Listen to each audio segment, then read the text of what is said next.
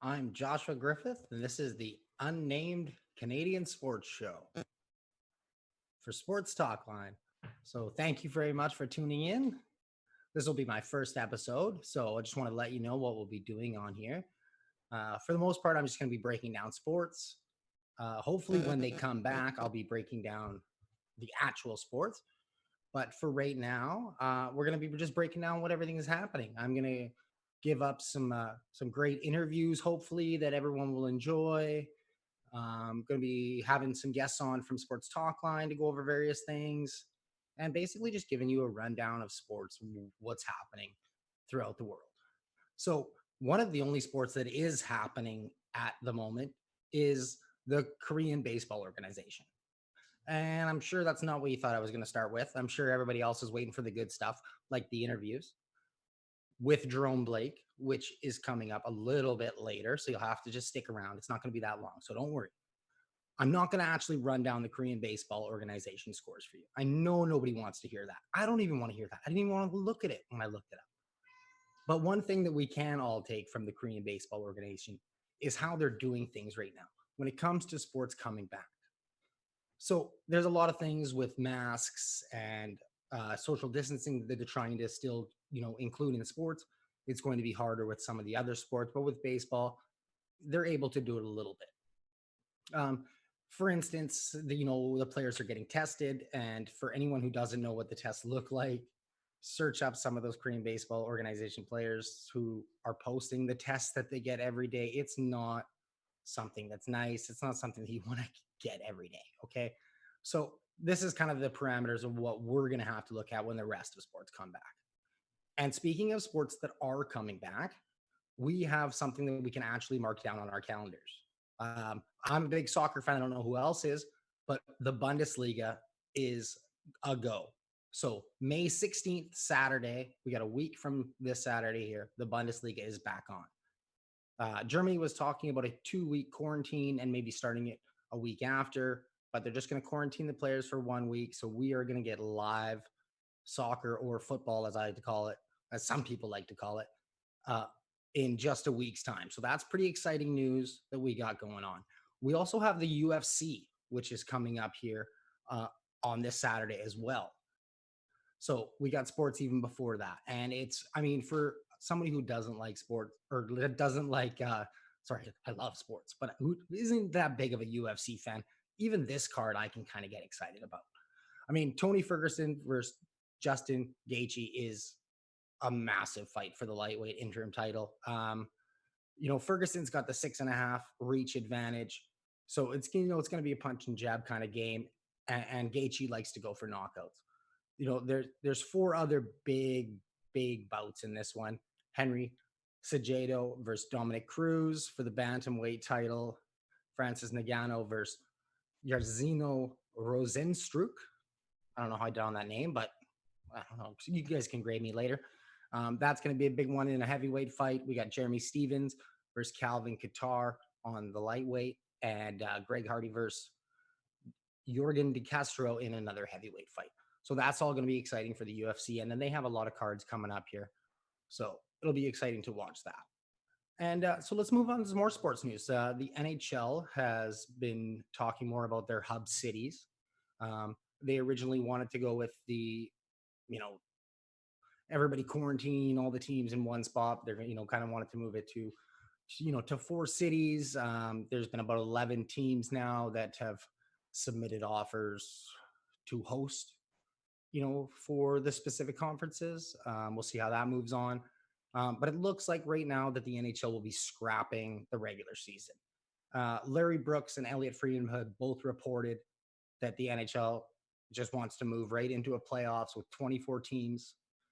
So they'll do about 16 3-game playoffs just kind of to get in, and then they'll just finish off the playoffs, which is kind of what a lot of people figured. The playoffs are the big money maker, and they're going to also want to start the next season right on time.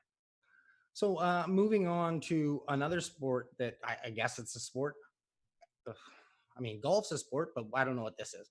So Sunday on May 24th, we have Tiger Woods and Peyton Manning versus Phil Mickelson and Tom Brady. So if you like betting, watch it. I don't know. We're going to have other sports on by then. Bundesliga's going to be back. I don't want to talk about that anymore. Okay, let's move on. Let's talk about the NFL, which seems to be the only sport that hasn't been interrupted by any of this. I mean, oh no, boohoo, they couldn't have their draft in Vegas. Well, they've still had pretty much everything else. And they are going to be announcing their schedule tonight. And looks like they're going to be moving forward with a 17-game schedule starting ahead in September. And they've even claimed that they're going to have fans for it. That's a little bit of a naive move, but we'll see what the NHL or the NFL does, because they like to just, kind of set the tone for things. And when it comes to the Major League Baseball and Rob Manfred, they don't like to set the tone at all or get things right. So we haven't really heard anything from them. They're kind of just going to be waiting on what the other leagues are doing. If, they're going to be moving teams to a certain city, if they're going to just do grapefruit leagues, everybody's playing in, 5-6 teams in an area, but they haven't really come out with anything, and that's not surprising. The NBA, which is usually the forefront of these things when it comes to news, have been a little bit quiet, despite the fact that they are allowing now players to head back into their gyms with really, really strict restrictions. I mean, just 4 players in a gym, they can't be 6 feet, 12 feet within each other. So it's a little bit ridiculous for that. I don't know how they're supposed to, get ready for a season. Same goes with MLS. The players have started to head back to their training facilities in the respective counties and jurisdictions that are allowed, warranted on their health associations, obviously. A little bit of Whitecaps news, as Yordi Reyna and Yasser Khmir were out playing a little soccer at Andy Livingston Park last night and are both now on 14-day quarantines. So that comes right at the brink of players being allowed tested back. So that was very bad timing.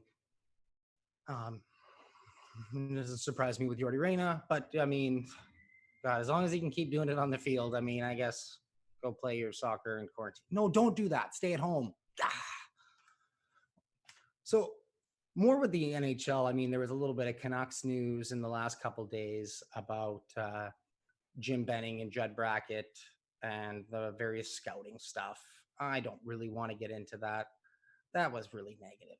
I'm going to try and keep it a little bit positive on the show, just because of the times. I don't really want to burden everybody with just terrible NHL news. And that's what we've had in the last couple of days. If anybody else has seen the other stuff, I'm not even going to mention his name because he doesn't deserve the time on my show.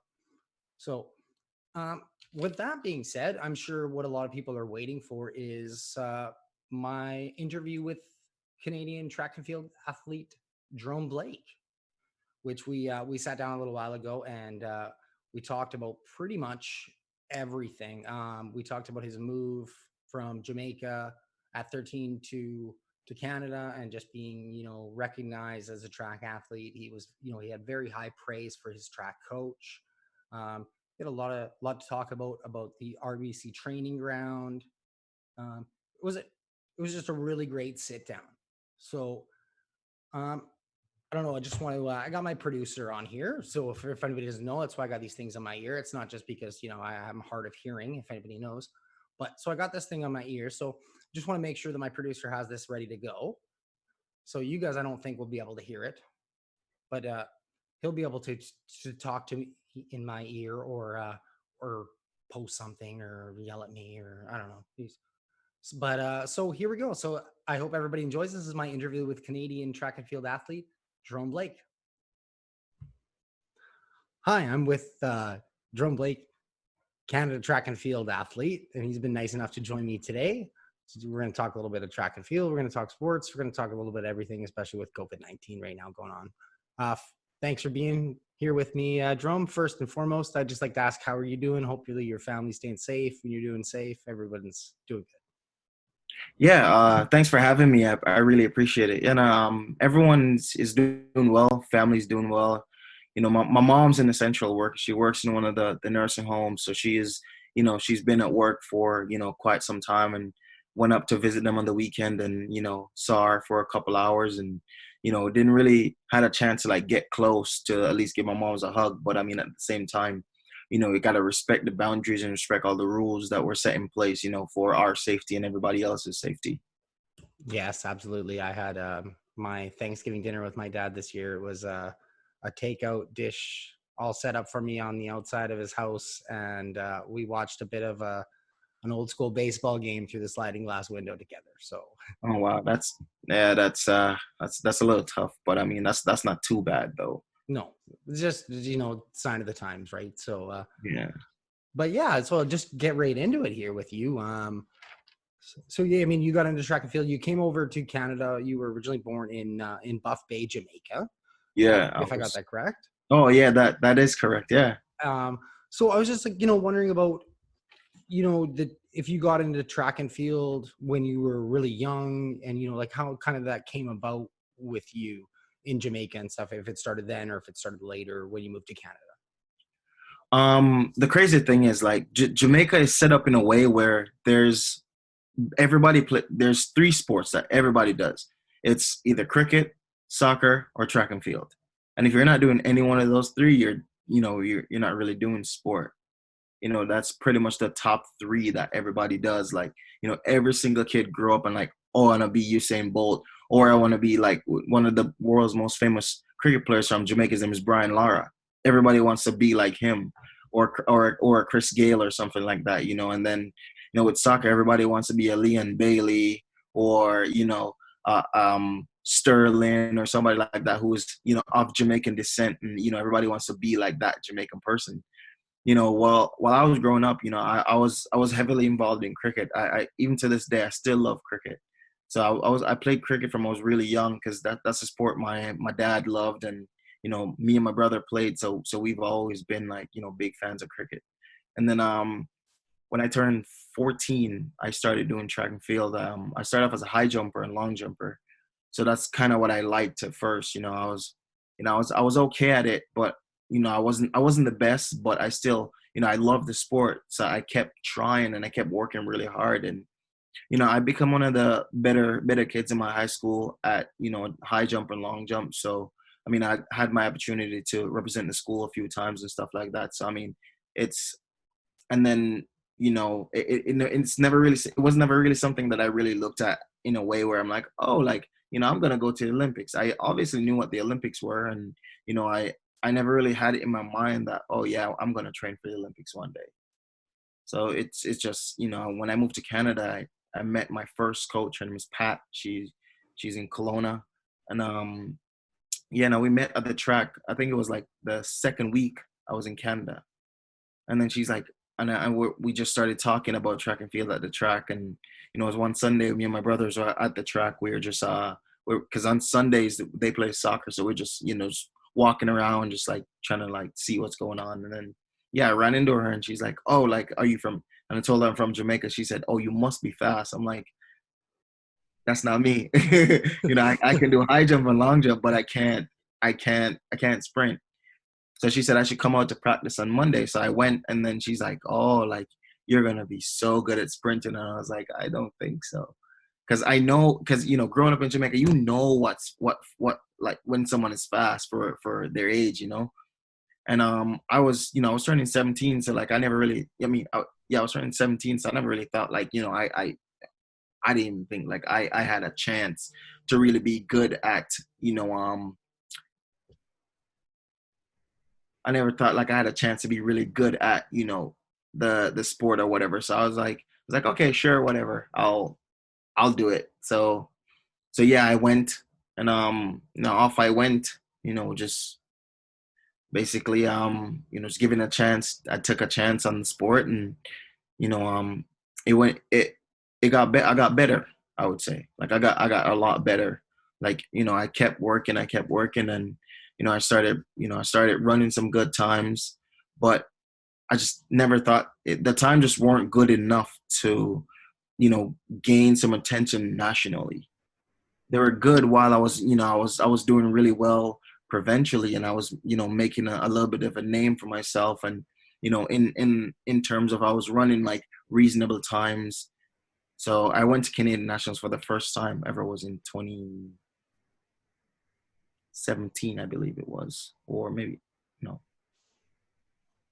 2014. 2014 was the first time I went to a 20, Canadian yeah. Nationals. Yeah, I was a junior. Just check my notes here. Yeah. Yeah, I was a junior. It was my first Canadian Nationals ever, and I was just like just out of my element. It was never something that I was used to because I'm not used to going to big championships, and it was a junior championships too. So it wasn't like crazy busy. It was just like it was not something I was used to, and I obviously didn't do well at all, and I got super discouraged, and I got back, and I was like, yeah, I don't wanna do this no more. I'm gonna do something else. I'm gonna go back to cricket.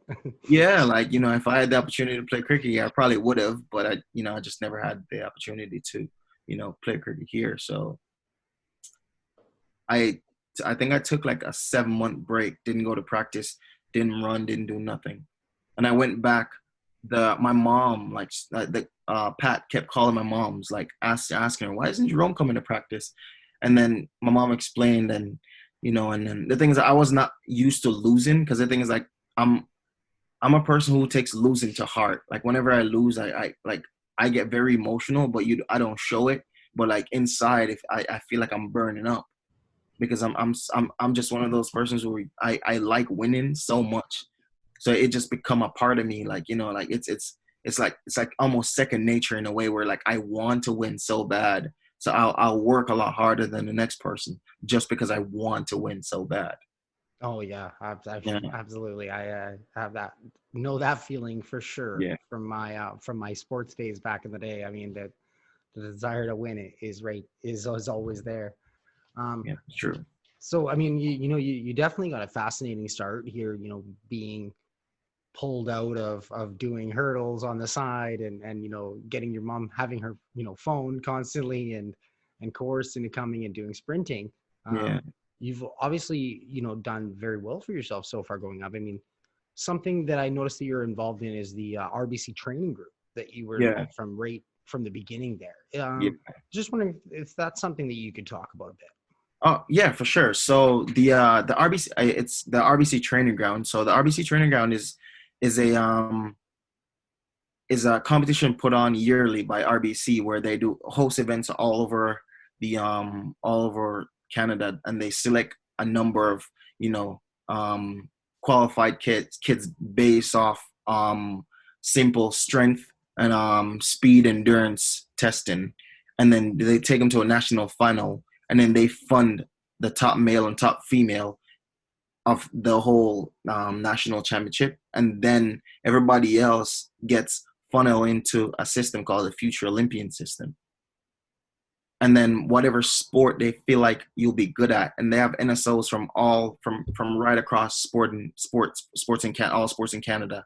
So people really, you could be good at something and don't even know it. So it's just one of those things where they find people who could be an Olympian at something else. For instance, a soccer player, you could be a cyclist and you don't even know it, because you never had the chance to pursue something like that. That's awesome. That's a really good thing they do, and I'll make sure we send out the link for the RBC training ground thing For on sure. our site here for that. And so yeah, so just gonna move forward with you here. So I mean, you're in sprinting, you got into it, you're hooked. Um, you were talking about a little bit about the BC local stuff, and I mean, I Yeah. know something that's really big in BC for track and field is the Harry Jerome Invitational. Yeah. And you've had some pretty good showings in that. Yeah. How has that been, competing on an international stage just in British Columbia? It's one of those things that is like, I'm notorious not to run well at home for some reason. It's just like every time I compete at home, I never do well. But for some reason, every time the Hair Jerome comes up, I'm super excited, because I know it's gonna be really good competition. It's gonna be a very tight home crowd, and a lot of my friends are gonna get to see me race for the first time, like in person, against good competition. So it's always one of those things I look forward to almost every year. Like the Hair Jerome is. I've been racing it since I was in high school. So my first time running there was my grade 12 year in high school. So I raced against three-time Olympian Wallace Spearman, and a bunch of other guys that have made the Olympic teams. 4 different countries. So, I mean, it's one of those things where it gave me an opportunity to experience, what I had to look forward to while I was in high school. Yeah, absolutely. Then you kind of went into, sorry, where am I looking at here? Sorry, I apologize. My roommate started to do some laundry, and I was trying to get his attention with a note Yeah. to not start doing laundry. So I hope it's Yeah. not too loud in the background for anybody. But yeah, so you ended up getting the qualifying for the World Championships in Doha. Yeah. After some impressive performances, especially at the NACAC's championship in Toronto. Yeah. You could almost chalk that one up as a home Yeah, one. yeah, that's that's my first Canadian team, and it was un-Canadian as well, which is pretty cool for me in terms of, it didn't involve too much, it wasn't too much pressure. It wasn't, it was like second nature, like just like being at home. So it was like it was a lot easier to compete in Toronto at the NACAC's championship in 2018.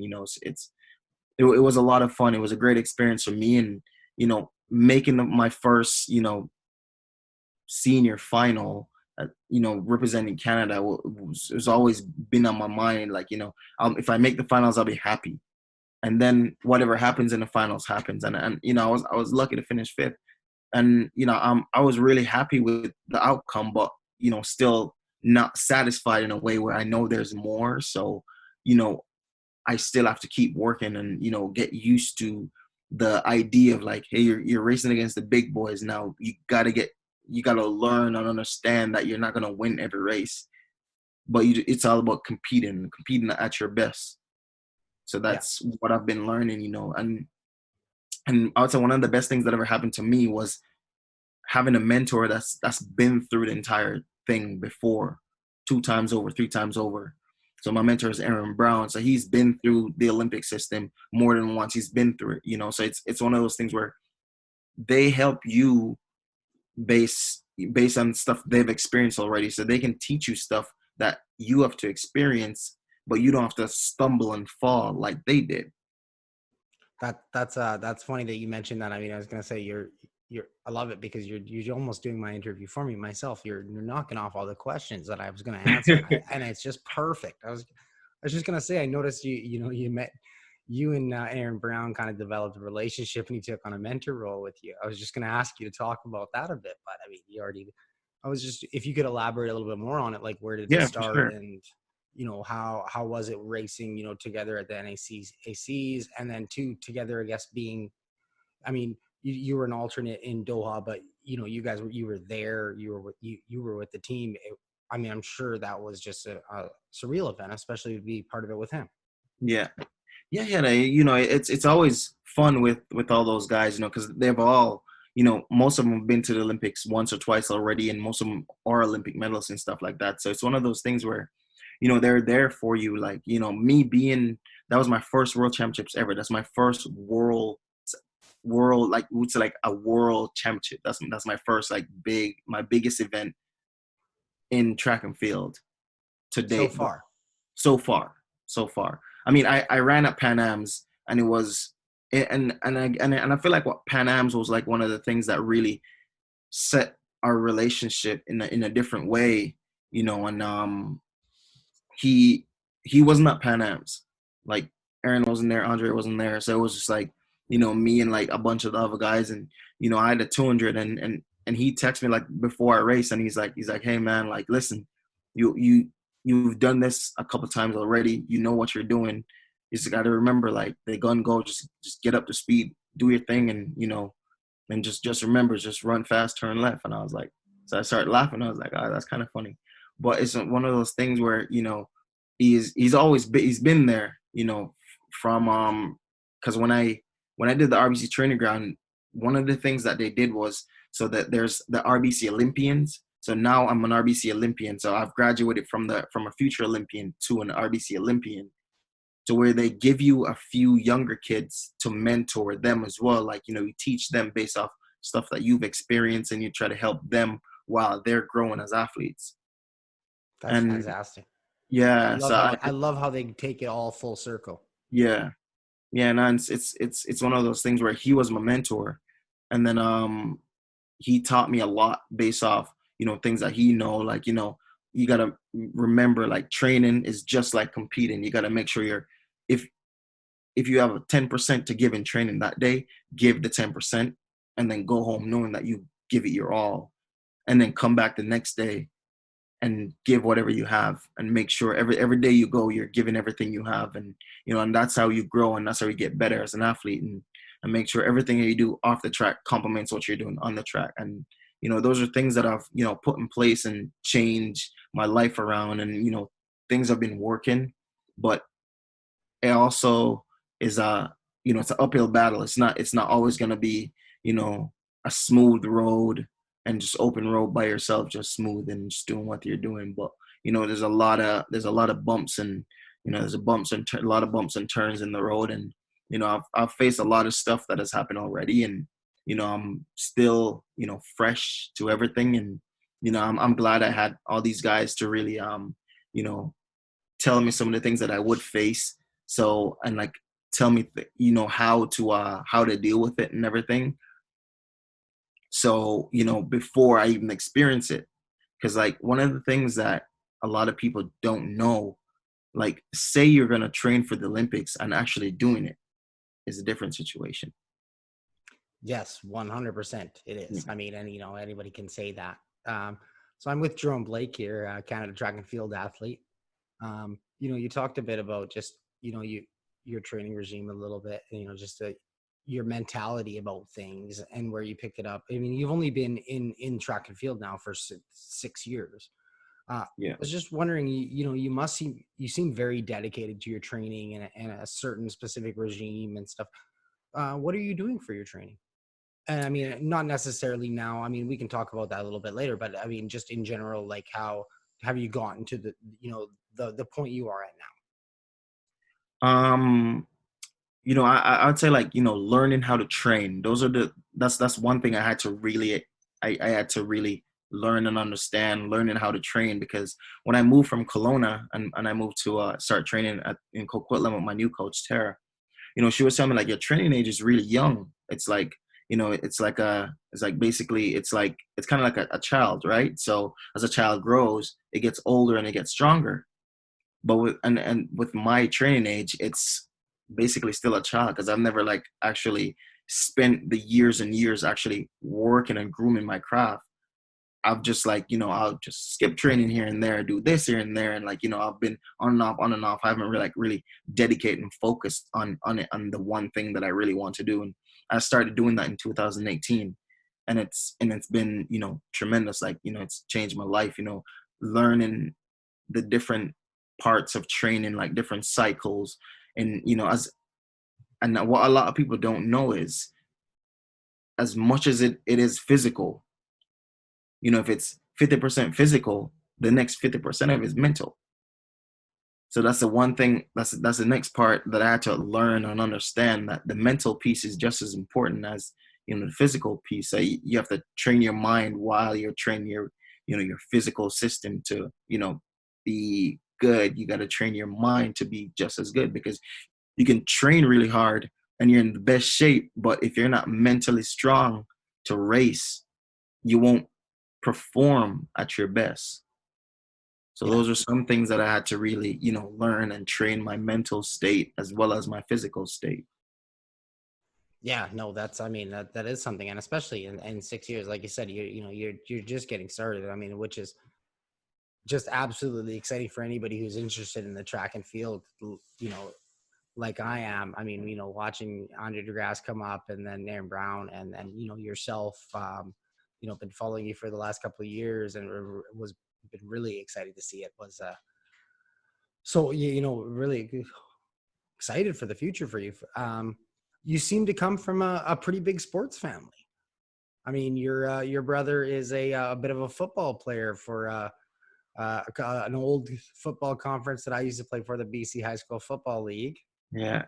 out in Kelowna. So, like, is that like you said, I mean, you talked a bit about it in cricket. I mean, it's a does your mom do any sports? Is this in your sports has been around your whole life, basically? Yeah, it's sports have always been a part of my family. It's been a part of our life ever since, growing up. The thing is with our family, like everyone does something. Everyone has to do something. Like no one's really inside. Like it's the way our family works. Everyone's super sporty. Everyone loves sports. My older brother is a soccer player. My younger brother is a football player, as you mentioned, and I'm in track and field. When my mom was growing up, she played volleyball, and she said she threw the shot put in high school. I know my dad is a diehard cricket player. I know that for sure. He'll if God was giving out, citizenships for heaven, and the only thing you got to do is pack a suitcase full of clothes, I'm pretty sure just bring a cricket bat and just go by himself. He doesn't need clothes. So that's just how that's how my dad operates. But he's very support. They're all supportive of what we do. So the thing is with our family, as much as we love sports and we love competing with each other as brothers, we try to do different sports. So the tension and the competition doesn't come home. Yeah, We want to be competitive outside the door, and then like once you come home is where you relax and try to like not think about sport and like a stressful day with sports.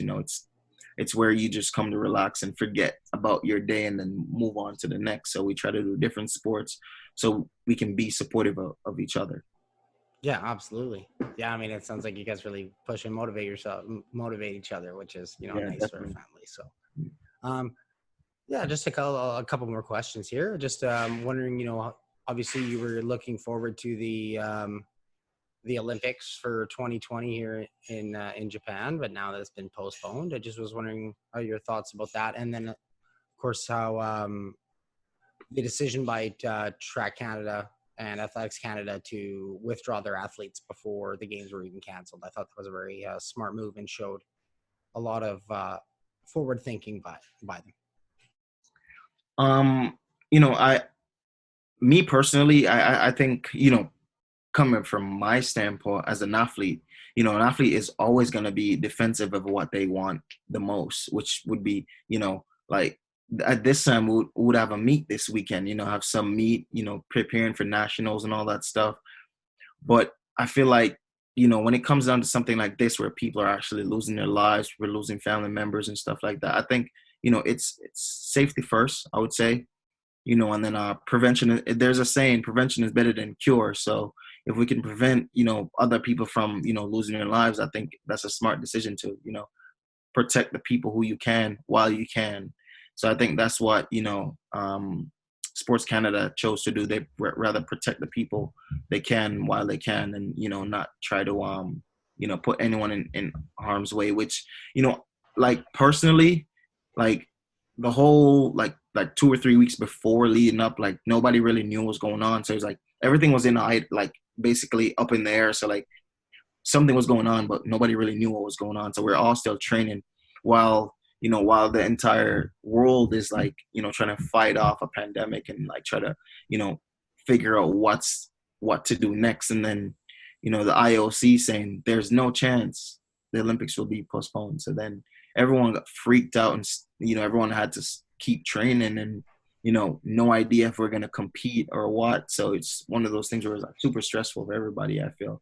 So I've just tried to stay positive, because that's all I can really do. Like I can't really fight their decision, because it's their decision, and that's what they choose to do, which is smart, pulling everybody out and protect the people, protecting all the athletes. Is I think it's the is a I think it was a smart move on their behalf.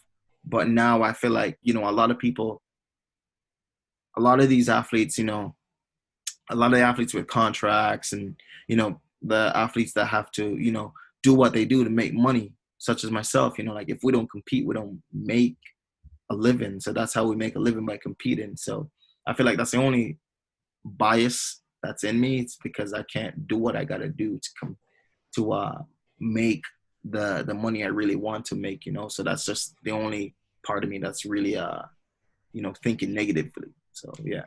Yeah, I mean, and that's a frustrating aspect, and I don't think a lot of people understand. They look at it, they enjoy the Olympics every 4 years, right? But they don't give it enough, and like hopefully that's something I can try and do, and other sports media people can do a better job of just trying to bridge that gap and getting you guys noticed like you should be year round, because anyone who doesn't watch track and field, they are absolutely missing out.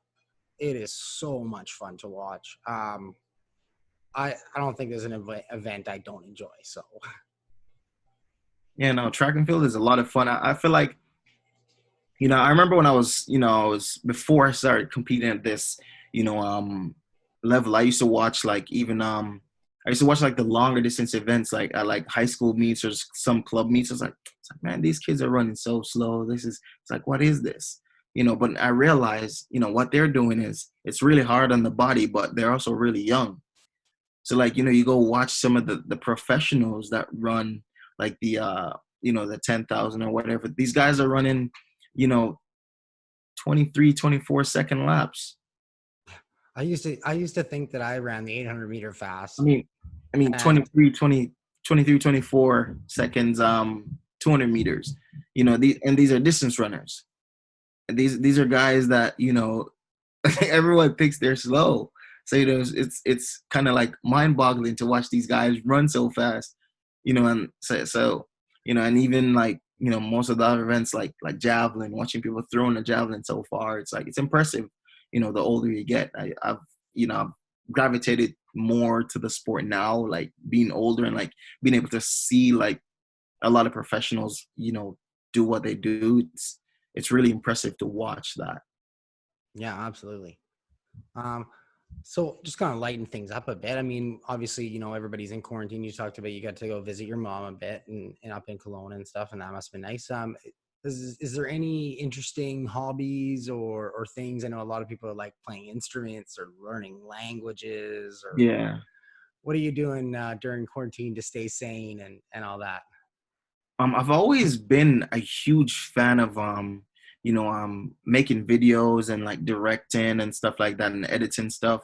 So as of lately, I've been like, you know, making really funny videos and just videos of me doing stuff that normal people wouldn't think. Why are you doing that? So like even today, I went to my friend's house like we've you know we've been basically living together. So like Yeah. it's one of those things where we're together. So it's like we're basically in quarantine. So what we did was I don't know if you ever heard of MTV Cribs before. Yeah. So we created an episode of MTV Cribs at his house Oh, right. today. Oh, Like, no yeah, way. yeah. So that's what we spend pretty much all day today doing, like creating an episode of MTV Cribs in a couple seconds. So it's actually kind of funny. So, just like doing stuff like that, that just bringing up my creative side, just like letting people know who I am personally. Cause, personally, like because like if you see me across the street walking, like you look at me, you probably be like, oh man, you would never talk to anyone based off my face expression and just how I look. But the thing is, like, once you start talking to me, you realize I'm probably the weirdest person you'll ever meet, and I'm quite funny, and I'm so quite creative. Like, so it's one of those things where like I gravitate towards people with a lot of energy. So people that are fun and bubbly. Those are my kind of people. So that's the kind of person I am. So I like those kind of people. That's fantastic. I mean, that sounds like a pretty good thing to be doing right now. Doing during this time Yeah, to keep sane and to bring some joy to yourself and yeah. others as Yeah, well. definitely. It's a challenging time for a lot of people right now. Like even me, like it's I'll wake up. It's like, oh, I gotta meet the next week, and it's like, ah, no, I'm not racing. I've tried on my racing clothes like 3 times already. Put out my spikes and just see what it would look like and whatever. But I mean, just because like being so excited to race and you can't really race, so you don't know where you're at personally.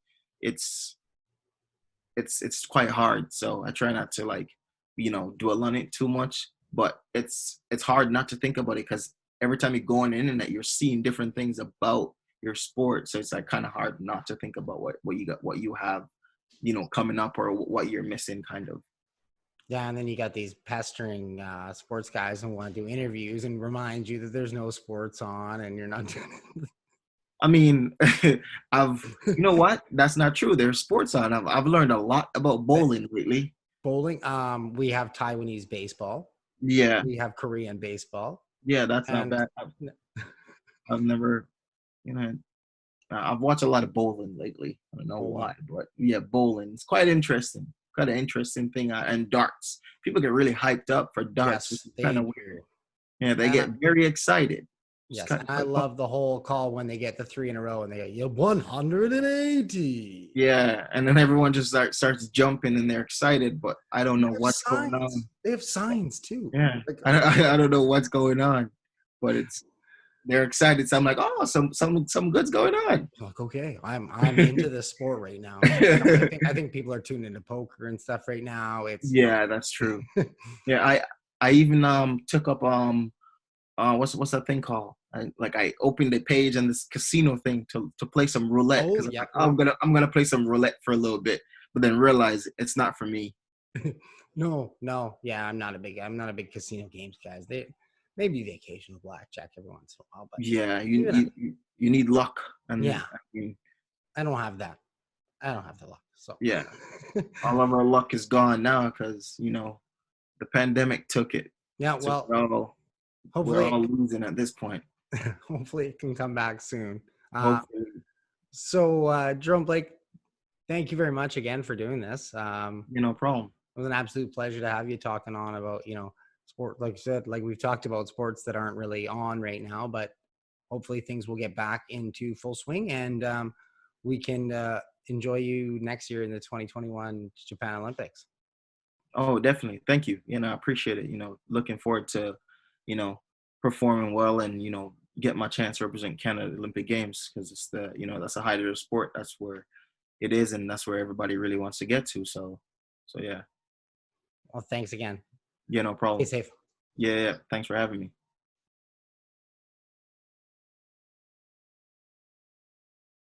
If you can give me a count. 5, 4, 3. Oh wait, here, wait. Actually, wait. Sorry. Oh, wait. 1 second. All right, I'm bringing you back in right now. Welcome back to the Unnamed Canadian Sports Show. I really hope you enjoyed that interview with Jerome Blake as much as I did doing it. That's something that we're going to be doing here a lot on the show is featuring Canadian athletes, whether they be track and field, whether they be NFL athletes, just kind of people that don't get their names out as much as they should. Because that man was a absolute pleasure to talk to. We ended up actually talking for probably about 40 minutes after the interview ended, just about a ton of different stuff. He's so well spoken. It was just an absolute pleasure. So, actually, when it comes to Canadian Olympic news, we have a little bit more to announce on the show here. It was an announcement yesterday by Track and Field Canada, but Evan Dunphy in race walking and Trevor Hoffbauer and Dana Podorski in the marathon have all been earned early recognition to go to the 2021 Japan Olympics that is going to be running from July 23rd to August 5th. So that's really great to hear. That's super great news. So yeah. So for my next segment here, I want to bring on somebody from Sports Talk Line, and we're going to talk a little bit more in-depth NFL draft stuff. And also, too, he's not American. He's from Australia. So we're going to talk a little bit more sports that might be coming on. So without further ado, we have next joining us from Sports Talk Line is Spinksy NFL.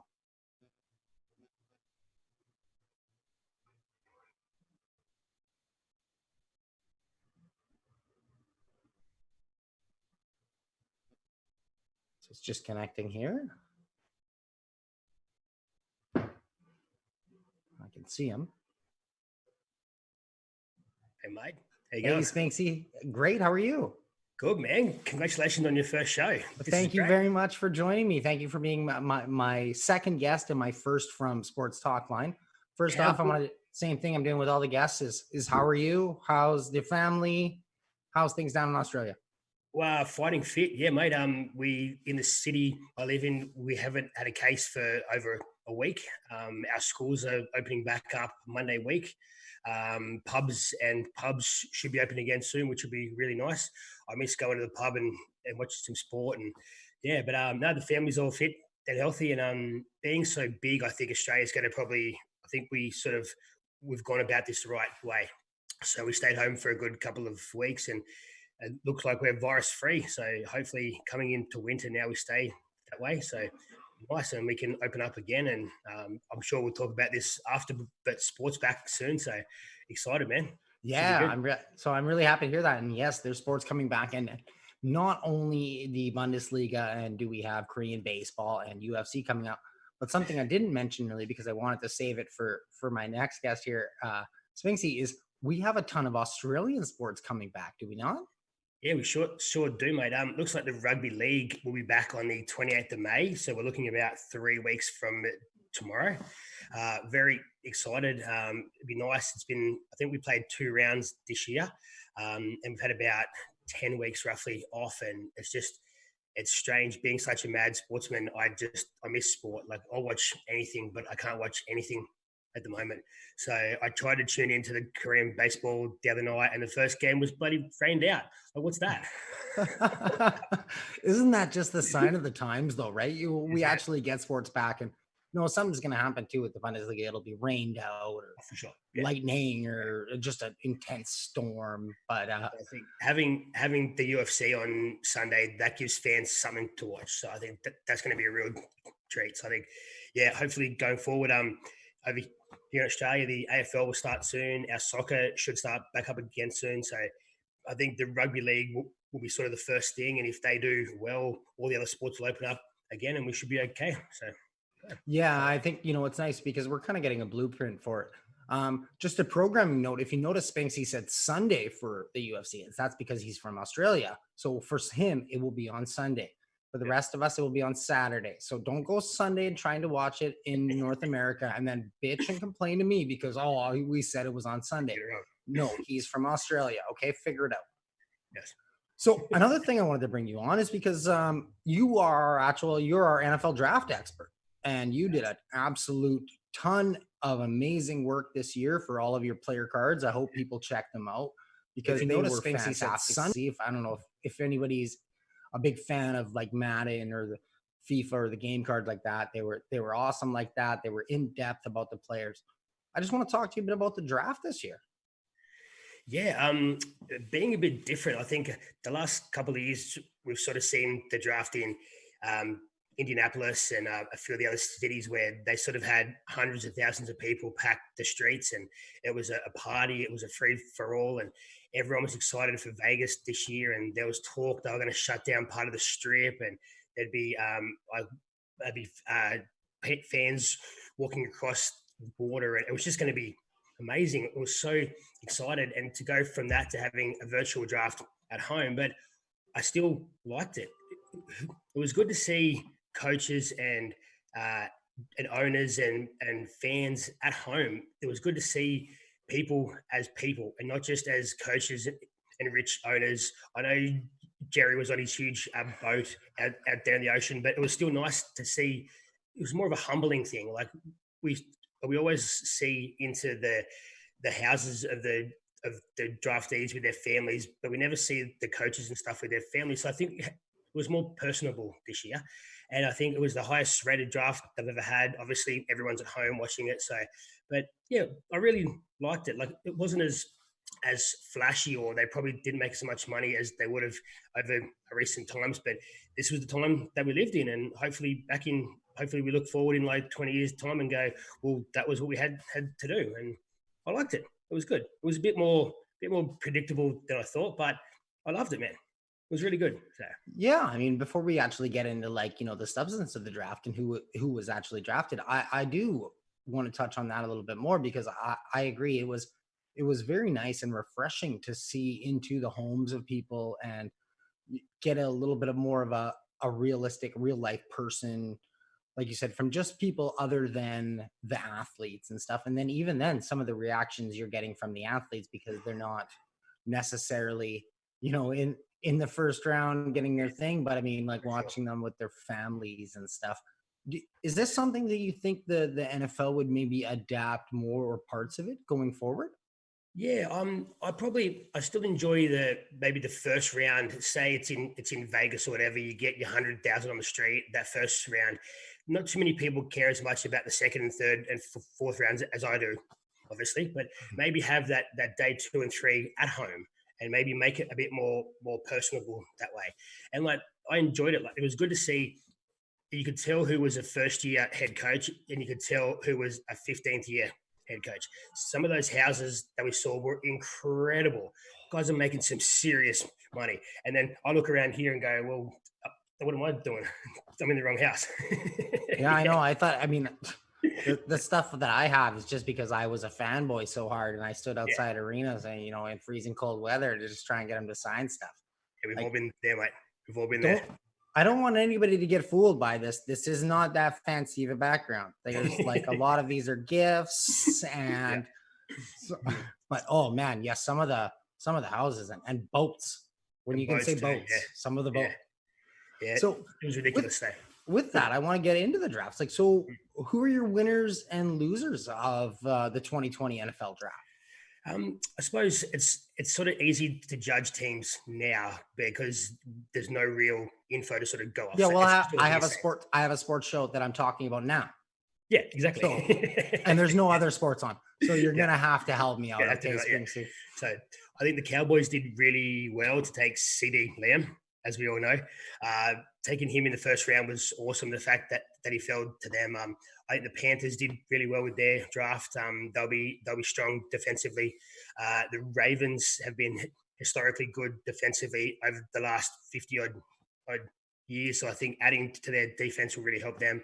A few strange things. The Seahawks moving up to take a linebacker. I thought that was a bit weird. A guy I had hardly even heard of.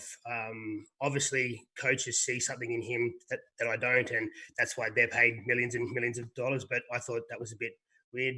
The Packers taking a quarterback in the first round. I know they've already got an awesome quarterback. If it works out for them and he spends 2 or 3 years behind Aaron Rodgers and Jordan Love is the future and he spends another 15 years with the Packers, then that works out. But if they're just doing it to piss off Aaron Rodgers, then so be it. But yeah, overall, I think the Cowboys and the Panthers did really well. Packers fell apart there at the end, and the Patriots, they didn't seem to do much for a team that's been historically awesome on the field. They've never really drafted terribly well, so I think they just kind of see the draft as a time to add backups, and that's what they did. So Belichick seemed to sort of sit there or not sit there during the draft, and we saw his dog sitting in the chair more than we saw him. So speaking of Bill Belichick's dog, I mean, I didn't have this down in my notes, but since we're kind of talking about it, what are we thinking of Stidham? It's hard to say. I know Cam Newton's still a free agent. I think Cam Newton's one of the only decent quarterbacks that's still a free agent. Cam's had a lot of injury history over the past couple of seasons. So I think if we weren't in a lockdown at the moment, teams would be able to get Cam in to sort of have a medical and sort of look over him. But Cam's probably on the sideline at the moment because of that. You never want to say Belichick is wrong because he's done so many awesome things, but Stidham's probably not their man going forward. Whether they're tanking to get Trevor Lawrence next year, maybe.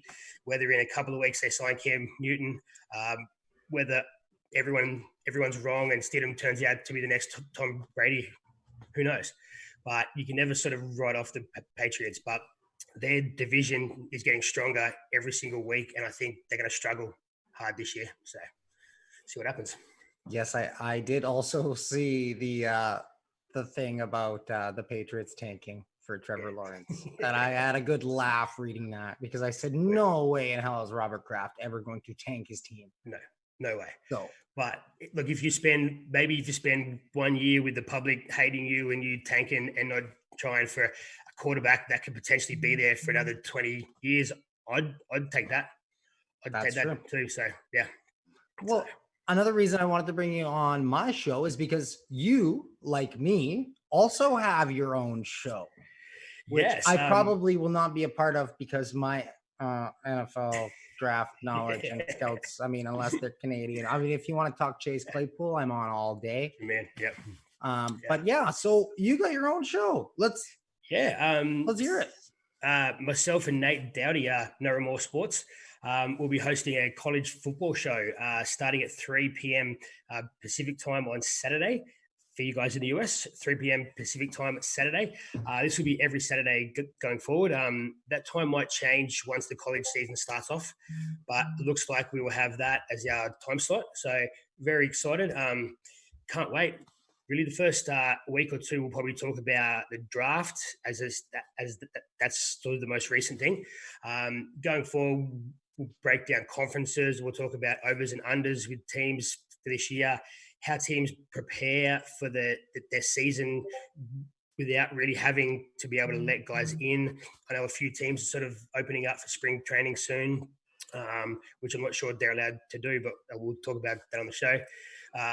Also, the name, image, and likeness law has changed, and that looks like it's going to change for the better. So hopefully we'll have some football soon. I'm so excited. So if all you people in the States do the right thing, we'll have some football soon and should be good. Yeah. Well, thank you very much for joining me, Spinksy. And we look forward to seeing your show. So people will have to check that out. Thanks, guys. Coming up on 3 p.m. Saturday. 3 p.m. Saturday. Can't wait. Thanks, mate. Cheers. Yeah. So that was NFL Spinksy, and make sure you turn into his show. And he says Sunday, like I told you, he's Australian, so it's actually Saturday for North Americans.